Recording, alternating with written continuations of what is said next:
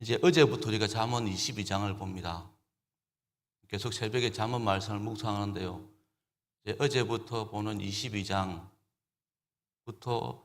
이제 앞으로 보게 24장까지가 30개의 중요한 교훈 내용과 부르게를 할 수 있는 6개의 있던 내용들이 묶여져 있습니다. 앞서 내용들은 이제 의인과 악인을 서로 대칭적으로 하면서 산발적으로 짧은 경구들을 나열해서 이제 설명했는데, 이제 오늘부터 보는 말씀은 그런 대칭적 비교가 없는 그냥 30개의 교훈과 6개의 부르 교훈들을 모아서 이제 또 말씀하고 있습니다.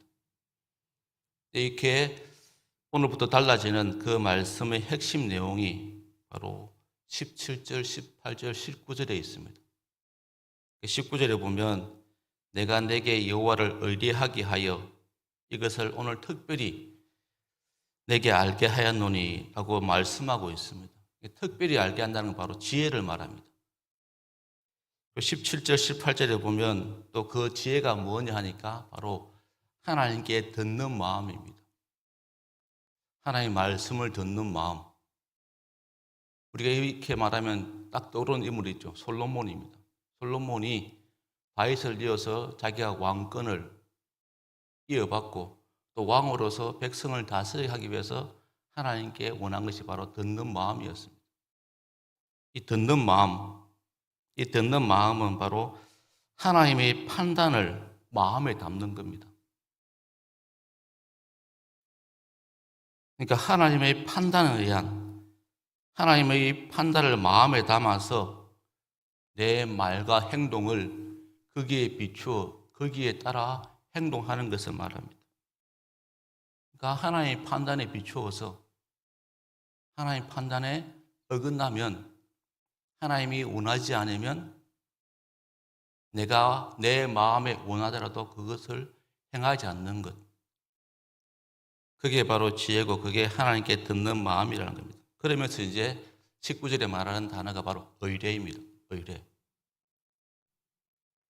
내가 내게 여호와를 의뢰하게 하려. 그러니까 이 지금 22장부터 24장까지에 나오는 그 교훈의 가장 중요한 말씀은 바로 의뢰입니다. 우리가 하나님께 의뢰한다. 이 말은 뭡니까? 좀 더 살펴보면 하나님께 도움을 구하는 겁니다. 하나님의 도움으로 살겠다는 그런 마음을 담는 겁니다. 우리가 삶에서 어려움이 생기면, 문제가 생기면 우리가 하나님께 나아가서 도움을 구합니다. 그게 의뢰하는 모습입니다. 하나님의 능력으로 내 삶의 문제를 해결하겠다. 하나님의 도움으로 내 삶의 문제를 해결하겠다 하는 게 바로 의뢰하는 모습입니다. 하나님의 도움으로 살겠다는 모습, 그게 의뢰입니다. 그런데 우리 여기에서 조심할 게 있습니다. 우리가 하나님의 도움으로 살고자 하는 그 마음은 좋은 마음입니다. 좋은 모습입니다. 그렇게 해서 우리가 삶에서 직면하는 문제들, 사업이나 자녀나 여타 문제들을 이제 우리가 풀고자 하는데, 근데 우리가 그러는 과정에서 우리가 잘못을 범할 수 있다는 겁니다. 처음에는 하나님을 의지해서 하나님의 도움으로 살고 했는데 어느 순간에는 어떻습니까? 하나님은 빠져버리고 내가 풀고자 하는 그 문제가 내가 의뢰하는 대상으로 바뀔 때가 있다는 겁니다. 그게 뭐냐니까 내가 하나님을 의뢰하는데, 하나님의 도움을 구하는데, 그 도움을 구할 때 사업이 잘 될 때, 사업이 잘 되면 내가 기뻐하고 감사하고, 그게 안 풀리면 기쁨과 감사가 없는 그런 모습. 그럼 그게 뭡니까? 의뢰의 대상이 하나님이 아니라 결국 내 사업이었고 내 자녀였고 내 문제였다는 겁니다. 우리가 하나님을 의뢰할 때 이걸 조심해야 됩니다. 아무리 하나님께 간절히 간구하더라도 내 마음이, 내 기쁨이, 내 만족이 돈이나 건강이나 혹 자녀를 의지하고 있는 경우가 있다는 겁니다. 하나님께 도움을 구하고 하나님의 힘을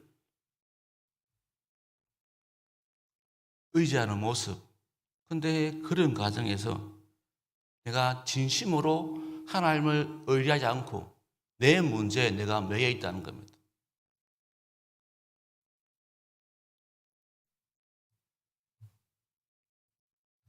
아담과 하와를 보시면 아담과 하와가 지음받을 때 처음 창조되었을 때 서로를 알기 전에 아담과 하와는 하나님을 의지하는 그런 모습을 보였습니다. 그러다가 결국 선악과를 따먹게 됩니다. 그리고 또 이 아담과 하와는 육체적으로는 서로 합법적인 부부로 살아갑니다. 이렇게 살아가는 과정에서 중요한 것은 서로를 의뢰해서는 안 됐다는 겁니다. 부부로 살아가지만 결국 그 마음은 하나님과 결합했어야 됐습니다. 그런데 선악과를 따먹음으로 그 마음에 이제 세상의 가치가 들어왔습니다. 처음에 유혹할 때부터 그 마음에 세상의 가치가 들어왔습니다. 그러니까 하나님 아닌 세상의 가치를 이제 자기 마음의 결합의 대상으로, 자기 마음에 기쁨을 주는, 만족을 주는 대상으로 그들이 삼게 됩니다. 이것이 바로 아담과 하와가 범한 범죄의 모습입니다. 이게 우리에게도 우리가 행할 수 있는 그런 모습일 수 있다는 겁니다. 제가 조금 전에 말한 것처럼 우리가 하나님을 의뢰한다. 그때 그 하나님을 의뢰한다는 것은 결국 뭡니까? 하나님과 내가 연합한다. 그런 의미인데 이제 그런 과정에서 그렇게 하기 위해서 내가 세상의 문제를 하나님께 가지고 가는데 근데 그 과정에서 결국 뭡니까? 하나님은 빠져버리고 결국 내 마음에는 세상의 가치만 남는 겁니다. 세상에서 내가 필요한 것만 남는 겁니다. 그게 문제라는 겁니다. 그렇게 되면 우리 삶에 후유증이 나타납니다. 증상이 있습니다. 그게 바로 22절 말씀입니다. 약한 자를 그가 약하다고 탈취하지 말며 공고한 자를 성문에서 압제하지 말라. 우리의 마음이 하나님이 아니라 세상의 가치와 결합하면 바로 약한 자를 억압하고 탈취하는 일이 일어난다는 겁니다. 세상의 것들과 마음이 결합하게 되면 약한 자 억압하고 탈취하게 되는데 약한 자가 있다는 것은 상대적으로 내가 누군가는 강한 위치에 있다는 겁니다. 즉 강한 자, 이 세상에서 사람들이 유혹받을 만한 그런 가치들을 사람들이 세상의 사람들이 좋아하는 가치를 더 많이 가지고 있다는 겁니다. 그런데 왜 억압하고 탈취하겠습니까? 세상 사람들이 원하는 것, 세상의 가치를 더 많이 가지고 있으면, 더 많이 소유하고 있으면 기쁨과 만족이 있어야 되지 않겠습니까? 그런데 그렇게 기쁨과 만족이 있으면 너그러운 모습이 있습니다.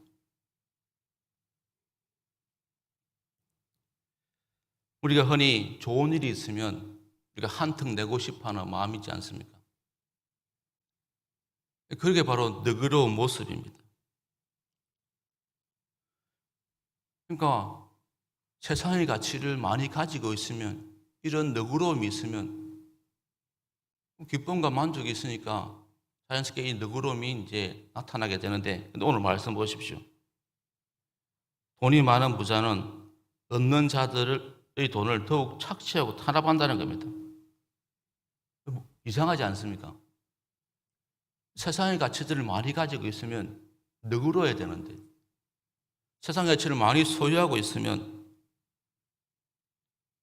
기쁨과 만족이 있어야 되는데 오히려 더 사람들을 억압하고 착취한다는 겁니다. 그러니까 결국 뭡니까? 우리 마음이 붙잡아야 될 것은 세상의 가치가 아니라 바로 하나님이라는 겁니다. 그리고 우리가 보기에는 세상의 가치를 많이 잡고 있는 사람들이 기쁘고 만족해야 되는데, 근데 그 사람들이 하나님을 붙잡고 있지 않으니까, 하나님을 의리하지 않으니까, 결국 그들이 원하는 것을 가지면 기쁘고 만족할 것을 생각했는데, 결국 그들이 원하는 것을 잡아보니까, 소유해보니까 만족과 기쁨이 없는 겁니다. 더 공허하고 더 허무한 겁니다. 그러니까 또 그 허무를 메우기 위해서 결국 약한 자들을 억압하고 착취하고 탈취한다는 겁니다. 정말 돈이 있으면, 정말 세상의 가치가 우리에게 기쁨과 만족을 주면 너그러워야 되는데 그러지 못하고 오히려 더 악한 모습을 보인다는 겁니다. 결국 이것이 우리의 마음이 하나님과 연합되지 못한 것, 우리가 의뢰하는 대상이 하나님 되지 못할 때 나타나는 그런 모습이라는 겁니다. 세상의 권력을 보십시오. 권력이 만족을 주리라고 해서 권력을 잡는데, 그러면 기쁘고 너그러워야 되는데, 정치를 보십시오. 그런 너그러운 모습이 있습니까? 자기가 소유하고 싶었던 권력을 소유한 사람들의 그런 기쁜 모습, 만족의 모습들이 우리에게 보이고 있습니까? 그렇지 못하지 않습니까? 그래서 하나님께서 우리에게 결국 우리가 붙잡아야 될 것은 세상의 가치가 아니다.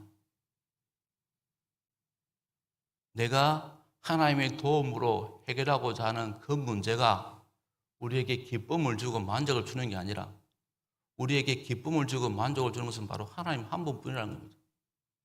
정말 우리가 기쁨과 만족을 누리려면 결국 우리 문제를 통해서 하나님께 나오게 하신, 하나님을 의리하게 하신 그 하나님과 연합하고, 그 하나님과 마음이 결합할 때, 그 하나님 이름을 붙들 때 우리에게 진정한 기쁨과 만족이 있다는 것. 그래서 오늘 잠언의 저자는 솔로몬 우리에게 그래서 19절에 그렇게 말하는 것입니다. 19절에서 내가 내게 여호와를 의뢰하게 하여 이것을 오늘 특별히 내게 알게 하였노니. 그래서 우리에게 지혜를 말하는 겁니다. 지혜는 세상의 가치를 많이 소유하려고 하는 그 방법을 쫓는 것이 아니라 정말 내게 기쁨과 만족을 주는 그 하나님과 하나 되는 것이다.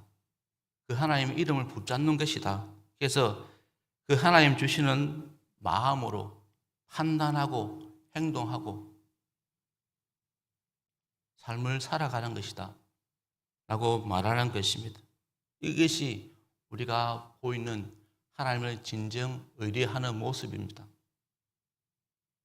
그래서 그 뒤에 보면 또 이어서 말하고 있습니다. 그래서 24절은 노를 품는 자와 사귀지 말며 울분하는 자와 동행하지 말라고 하는 것은, 그러니까 앞서 22절에서 말한 그런 세상의 가치를 많이 쫓고 소유했는데 결국 자기 마음에 기쁨과 만족이 없으니까 더 허무하고 공허하니까 또 그걸 메우기 위해서 약한 자를 억압하고 탈취하는 그런 갑질적 분노의 모습을 보인다는 겁니다.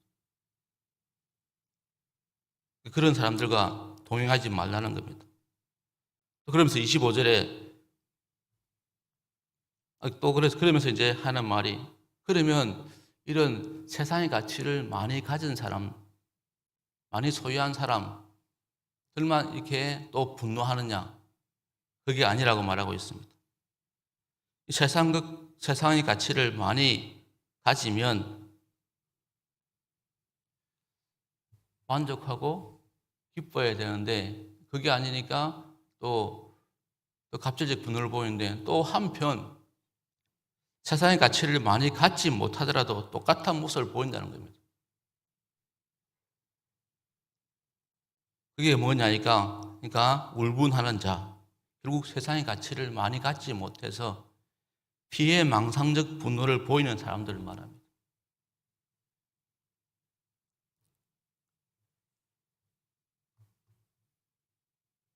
그러니까 우리가 이 세상의 가치에 우리가 마음 빼앗겨 버리면 결국 어떻습니까? 많이 갔든 못 가시든 결국 우리는 분노할 수밖에 없다는 거예요. 세상의 가치를 많이 가진 사람들은 갑질적 분노의 모습을 보이고, 상대적으로 가지지 못한 사람들은 피해망상적 분노를 보인다는 겁니다. 결국 이 두 가지의 문제는 푸는 방법은 그런 세상의 가치를 붙잡는 게 아니라 정말 하나님을 의지하는 모습, 그러니까 그 마음에 하나님과 하나 되고자 하는, 하나님과 결합하고자 하는, 하나님과 연합하고자 하는 그 마음, 하나님을 진정으로 의뢰하고자 하는 그 마음을 보일 때 이 문제들이 해결되어진다는 것을 지금 말하고 있습니다. 그래서 29절에 보십시오. 내가 자기의 일에 능숙한 사람을 보았느냐? 이러한 사람은 왕 앞에 설 것이요 천한 자 앞에 서지 아니하리라. 자기의 일에 능숙한 사람, 이 사람은 하나님과 마음이 합해서 만족하는 자입니다. 기뻐하는 자입니다.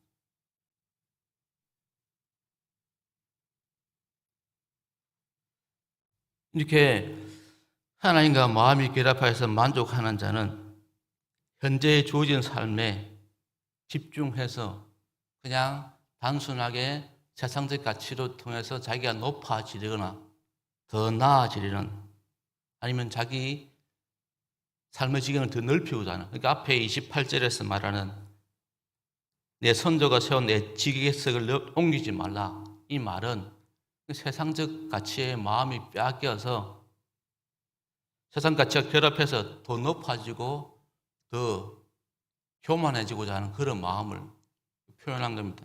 그런데 자기 일에 능숙한 사람은 이런 모습이 아니라 바로 하나님과 마음이 결합해서 하나님으로 만족을 얻은 자이기에, 그래서 그 하나님 만족하니까 자기 주어진 상황에서 그냥 기쁨을 누립니다. 그러니까 더 이상 높아지려거나 더 나아지려는 그런 더 소유하려는 그런 마음이 없습니다. 그런데 그렇게 자기 현실에서 하나님으로 통해서 만족해 살아가는데 그 삶에 큰 변화가 없습니다. 여러분 그렇지 않습니까? 내가 하나님 만족하면 내 삶에 큰 어떤 변화들이 일어나지 않을 수 있습니다. 극적인 변화가 없을 수 있습니다. 그런데 나중에 하나님께서 극적인 변화를 허락하신다는 겁니다. 그게 바로 요셉이고 다니엘이지 않습니까? 요셉과 다니엘이 세상적 가치를 통해서 세상적 가치가 자기 속에 들어와서 그렇게 높아지고자 해서 높아진 사람들이 아닙니다. 그냥 주어진 상황에 하나님의 판단을 의지해서 하나님에 의뢰하고 하나님과 연합해서 하나님으로 만족하는 그런 삶을 살았을 뿐인데 하나님이 그 삶에 극적인 변화를 주어서 결국 애굽의 총리가 되고 이방 나라의 총리가 되게 하지 않았습니까? 하나님은 우리에게 바로 이것을 원하신다는 겁니다. 결국 하나님으로 만족하는 삶, 그게 지혜 있는 자이고, 그렇게 하나님으로 만족한 삶을 살게 되어지면 하나님이 필요하신 때 우리 삶에 변화를 주시고 또 하나님 원하시는 자리에 세워서 하나님 일을 감당케 하신다는 겁니다. 하나님 영광을 드러내신다는 겁니다. 그게 바로 우리가 하나님을 의뢰해야 될 이유이고 목적입니다. 그래서 우리가 이 새벽에 다시 한번 우리의 마음이 정말 하나님을 의뢰하고 있는지, 내가 세상의 가치에 마음이 빼앗겨서 의뢰해야 될 하나님을 의뢰하지 않고 하나님 한 분으로 만족해야 되는데 그 하나님으로 만족하지 못하고 그 하나님을 의지하지 못하고 여전히 세상의 가치에 마음 빼앗기지 않는지, 결국 내가 세상의 가치를 얻기 위해서 또 하나님의 도움만 구하고 있지 않은지 우리가 깊이 묵상해 봤으면 좋겠습니다. 그래서 우리가 그렇지 못하다면 오늘 말씀한 것처럼 우리가 온전히 하나님과 결합할 수 있도록 하나님께 하나님 주신 마음으로, 하나님의 듣는 마음으로 다시 우리 삶을 회복해 갈 수 있도록 같이 기도하시겠습니다. 같이 기도하겠습니다. 한 줄 기도문은 하나님, 내가 온전히 하나님을 의뢰하는 삶을 살게 해 주십시오. 내가 하나님 한 분만으로 만족하는 삶을 살게 하여 주십시오. 라고 기도하시겠습니다.